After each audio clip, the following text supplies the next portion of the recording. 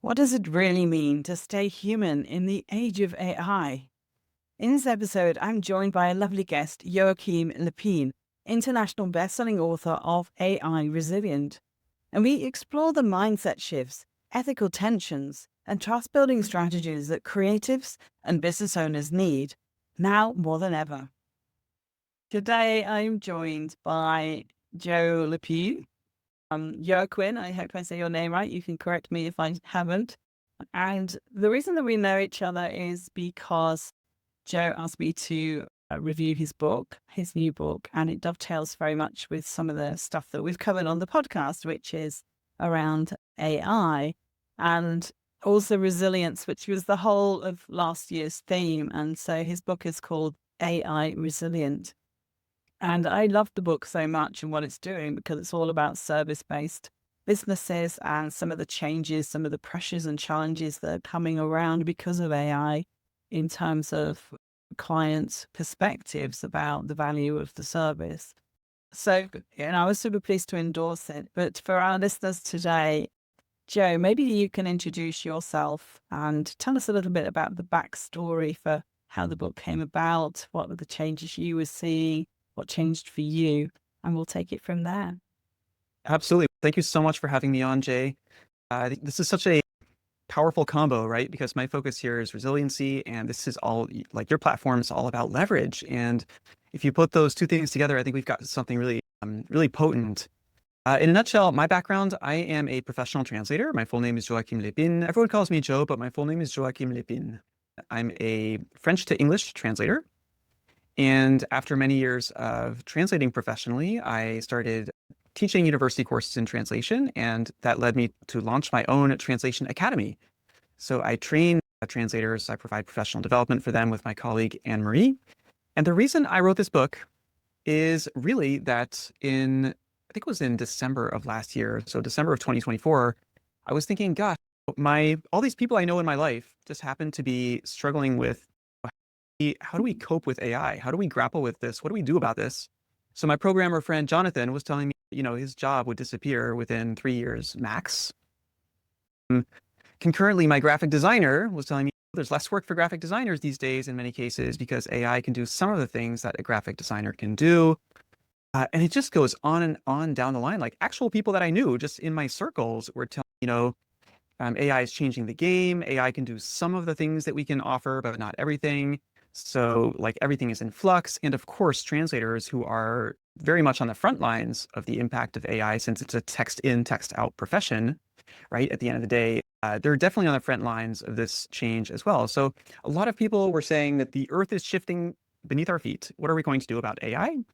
And I literally went on Amazon and I thought, gosh, I have my own resources. I've been coaching people for a long time. I've also been coached by some really great mentors. So I have my own sort of stash of resources and strategies and things. But essentially, I thought someone must have written about this. So I jumped on Amazon to see if there was a resource book I could point people in the direction of and say, hey, here's a really great compilation of sort of trust building strategies and perennial wisdom for business owners that are now coping with the new pressures of AI. And lo and behold, there was nothing out there. And I thought, my gosh, if there's nothing out there, then you know what? I think I'm going to write the book. So it really was born out of this seeing a genuine need out there. And I thought, I've never written a book before, but this is a topic I feel really passionate about. I wish I could help my programmer friend, my graphic designer friend, financial planner, all these people in my circles who are being impacted. And I thought, someone's got to do this work of bringing together strategies that can help to come back to basics and see how we're going to cope with AI. So that's essentially where the idea came from. That's a brilliant idea, and I love the combination of AI and resiliency, as you said. And obviously, I have the same idea because, like, my book's on the shelf, your book's on your shelf. It's funny. I don't think you can ever get too much in terms of those strategies. A lot of it is how you get into it. And so a lot of people are looking at content, AI for content. A lot of people are looking at, like, from my point of view, from the consulting side, digital transformation. They're like, how can we save money? How can we make efficiencies? But no one was really looking at some of the biases and the regulatory things and the ethics of it all. And they were just looking at performance and efficiency and operational improvement, which is like my bag. but there's an inherent risk. So I think part of resilience is to use AI well and not just go for it. And part of it is how to be more collaborative with AI. So from your point of view, what's your sense of how AI gives service providers, like you've described, business resilience? What's coming up as the primary drivers and focus and the quick wins? My perspective may be a little unconventional or counterintuitive, but I think in a way it's a wake-up call. And that wake-up call can be very, very valuable.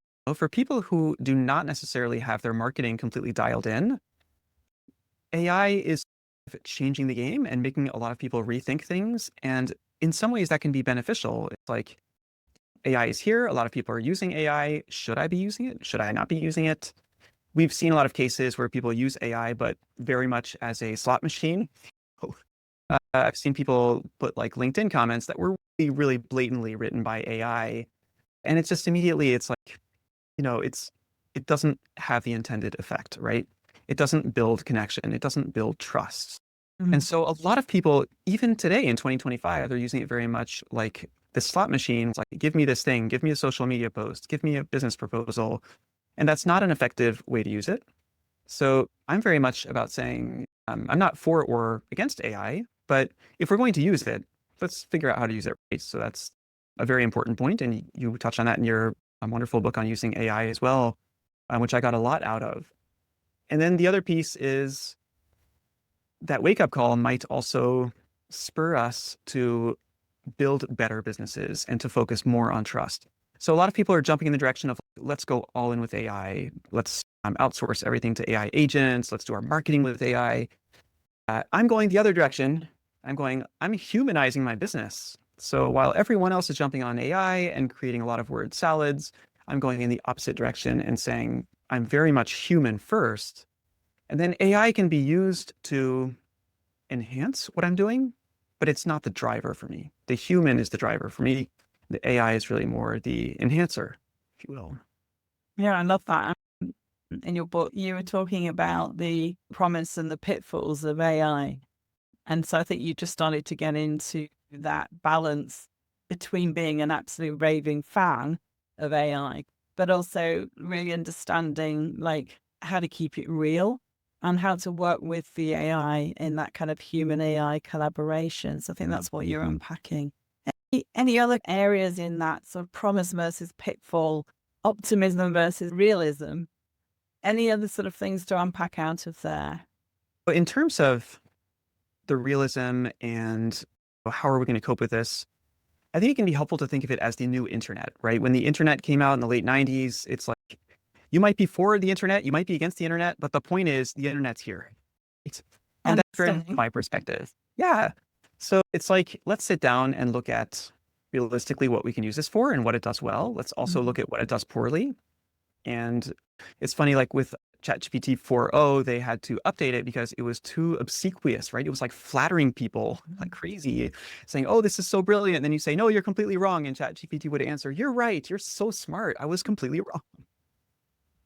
And it's really quite. Still does that. It still does that. Still does that. Yeah. And the point is here, and then it's looking at how we can use it. So it's more about, this is the new internet. This is the dawn of a new age in technology. In terms of specifically what we can start using it for, there are many great tips in your book. I've distilled it to what I call my 3 R's. So I like to think of it as research, rounding out, and refining. Those are the 3 things I found that AI can do well.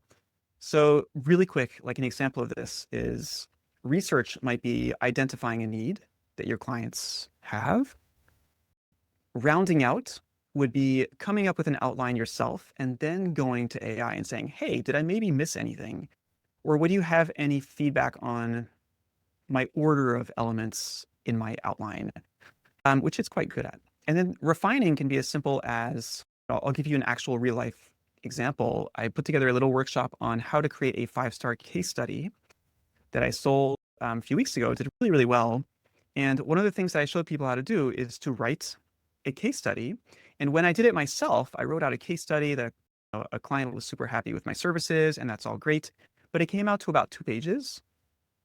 And that was longer than I wanted it to be. I really wanted this to fit on one page so that readers would actually read it. We know that people online read about 20% of what they see on a website. So I really wanted to distill this case study. And I was able to go to AI and just say, hey, make this literally 50% as long as it is right now. And it did a great job. Oh, I had to tell it, like, don't leave out key information, make sure to leave this and that. But it did a fantastic job and it required very little tweaking. So that was a real legitimate time gain. So these are my 3 R's that I find that it's super helpful for. Well, it doesn't always do numbers very well. Like when you say No, 50%, it does not know what that means. You've got to be very specific, like what you want yes. to be expanded or what you want to be cut. And also, every time you ask it, it comes up with a different version. And I was finding that I was getting like 5 different versions that then I found the word consolidate works super well. Because you've been saying, I like lots of different things in here and pick a few examples.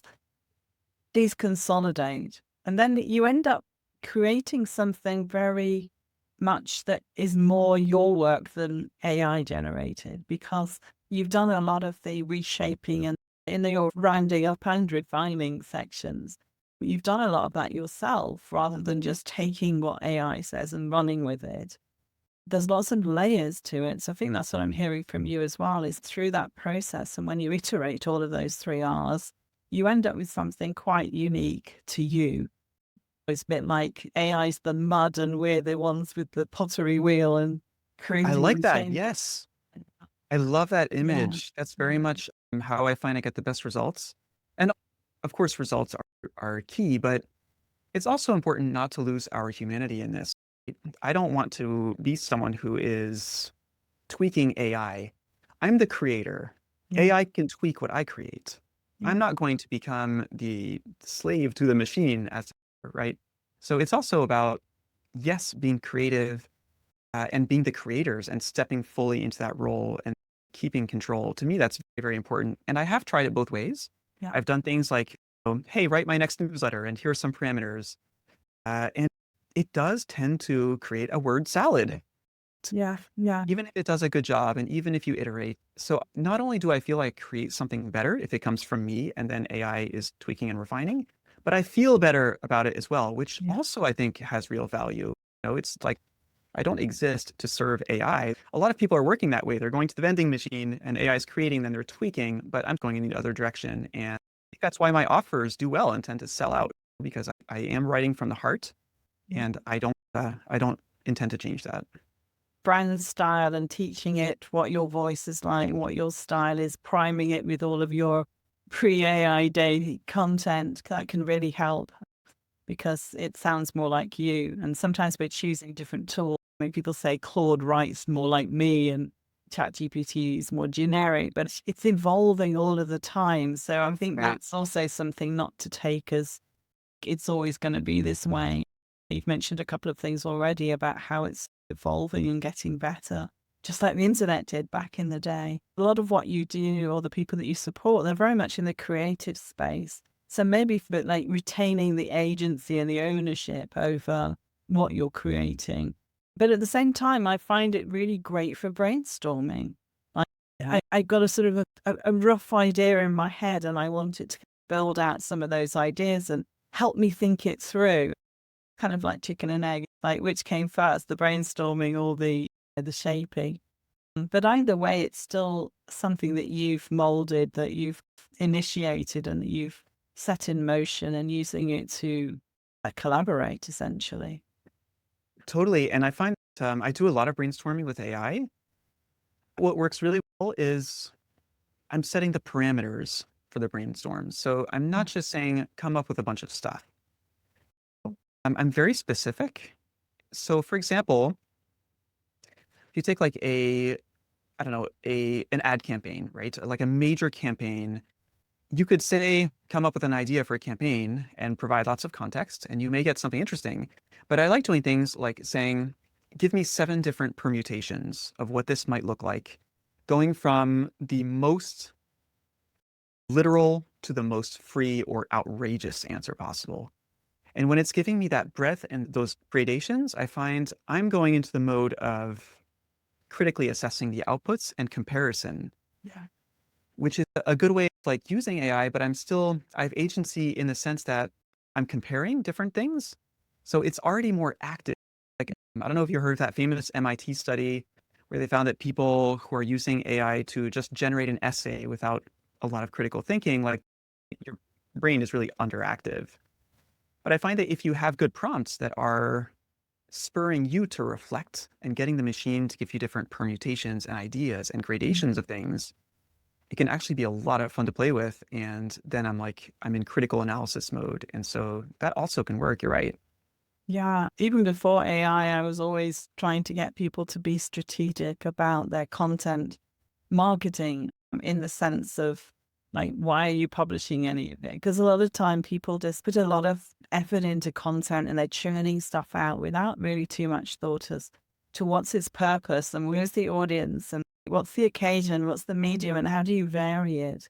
So it was always my standard rant is purpose, audience, occasion. But it's the same with AI, and it's exactly the same if you were outsourcing to an assistant, a creative assistant, asking them to write copy, as they can like work with you and collaborate, but you're telling them what to do. You're the boss.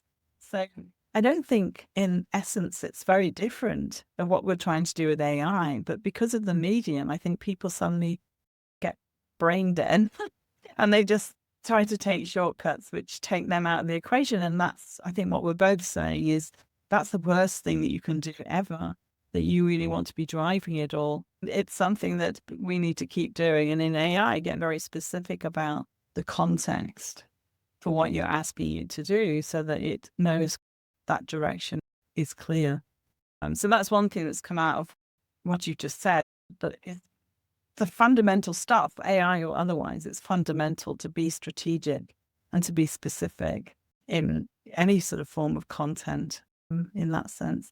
To draw on what you've written in the book, not just for content and creating, but you mentioned critical analysis and taking data and insights about your customers, about your lead generation, about your engagement levels, and taking that kind of data into ChatGPT in order to get things that you have to go deep and take time to get into if you were doing it manually.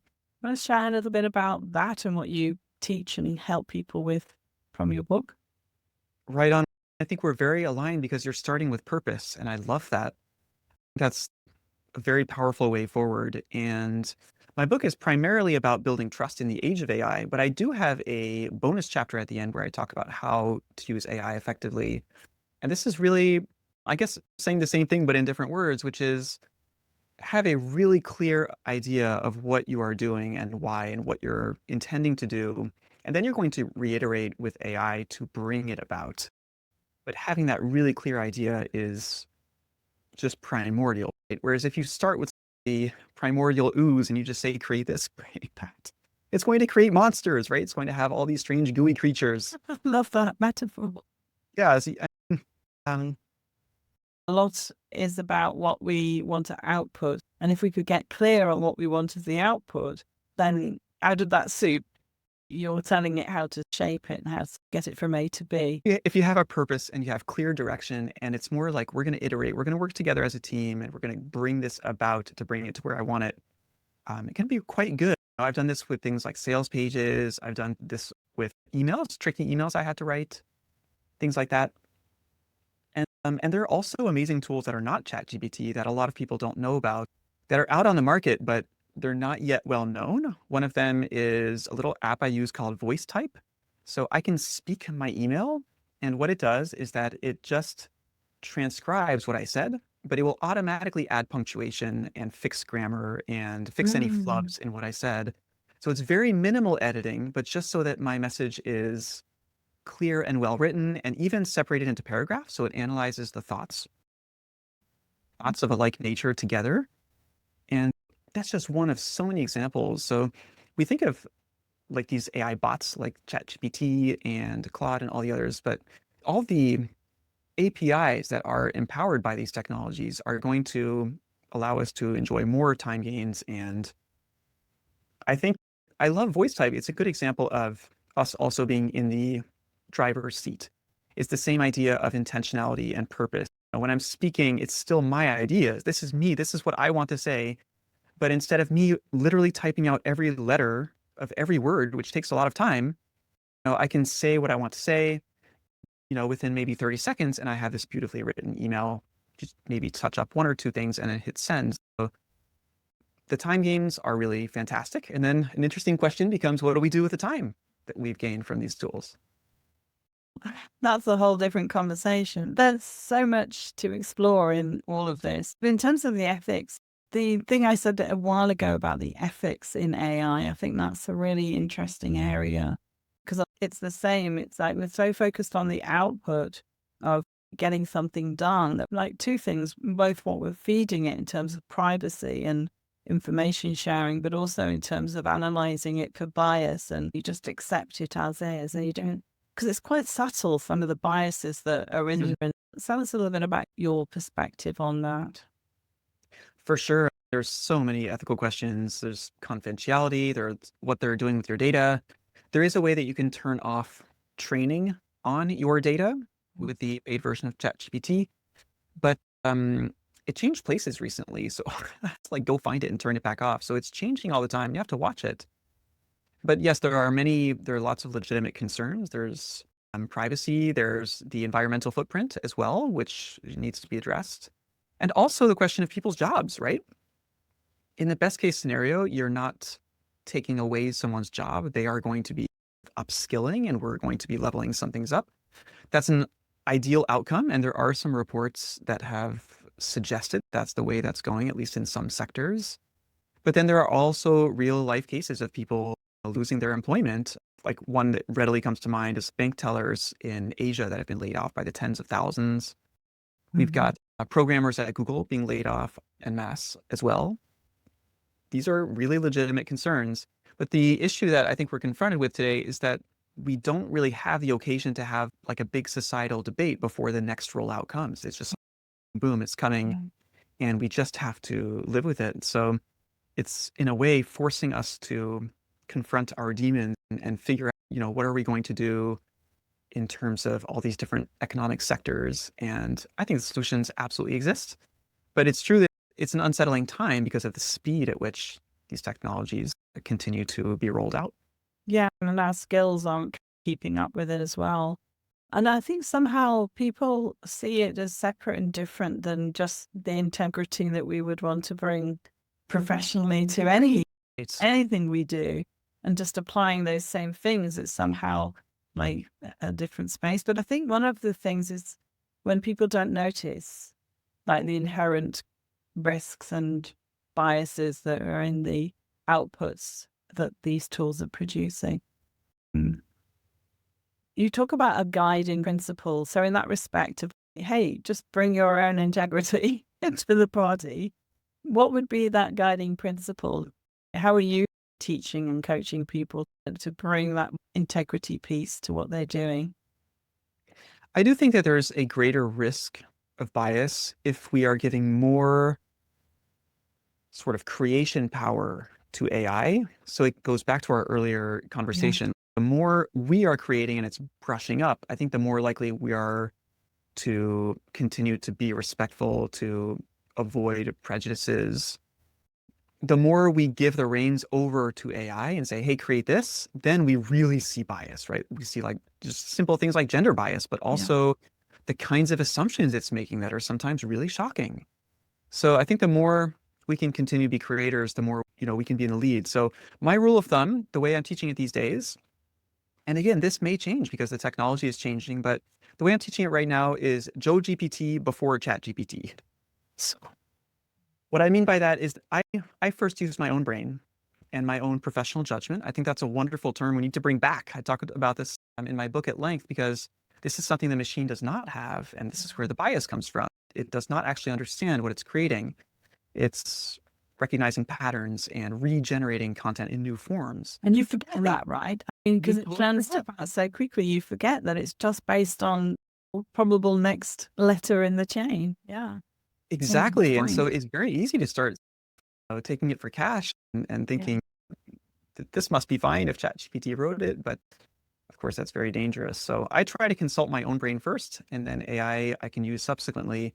But yeah, I think there's probably a need as well for some training along the lines of ethics and critical thinking.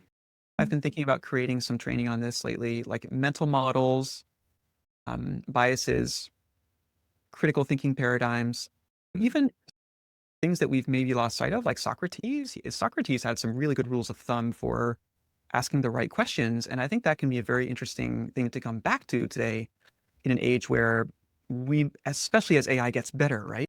We may not always question what it's giving us. So I think, yeah, it's going to be important. It looks good. It looks really good. And it's the same.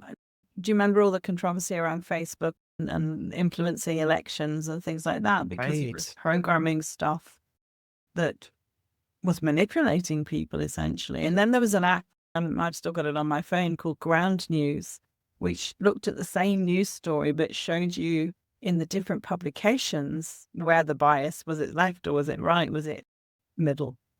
Something like that for AI. We need something like that that sort of says, you're not really looking carefully because you're missing stuff that's in there. But the only difference is that the AI is not doing it maliciously. It's not doing it with any kind of political gain intent. But even we can fall foul to it. And even there, it depends on which AI, right? If we're talking about Grok, there's been some criticism that Grok is being programmed to be more right-leaning. Yes, there may be some political bias that's built into certain engines. That's not something we can assume that all of them will be absolutely neutral either. I love your suggestion, like a news platform with different perspectives. I want the link. Yeah, we did an AI app for that. There's a lot of training and coaching and like strategy behind all of this use. And I guess that's behind writing the book, is that it's a feeder into, this is why you need to work with someone that's further down the line and you don't fall into certain traps.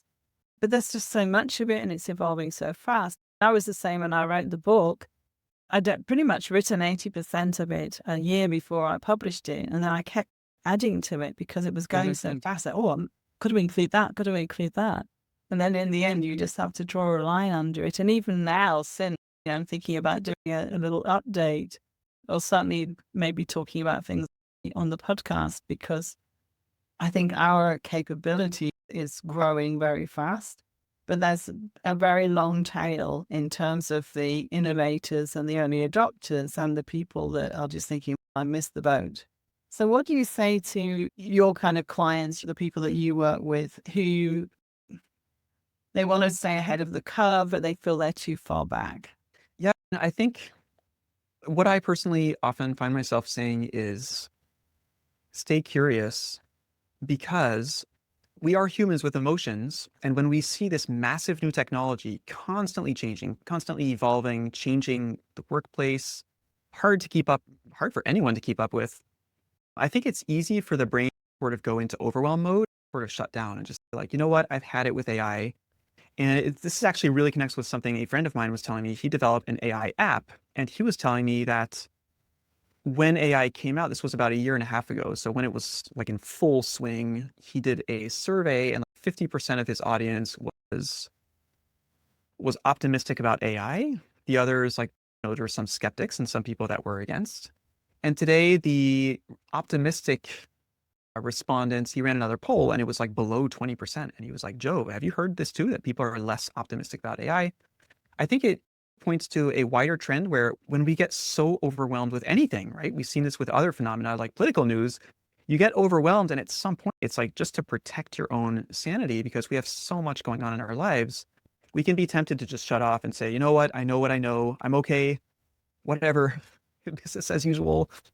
And so I think it requires a little bit of active effort to say, okay, I'm going to take that extra workshop. I'm going to go and get Jay's wonderful book on AI. I'm going to go and learn a little bit more about how to respond to AI. So it takes, maybe in some ways, it takes some extra effort to keep pushing ourselves to say, okay, you know what? Even if I feel saturated, I'm going to keep periodically updating my knowledge, because this is what we need.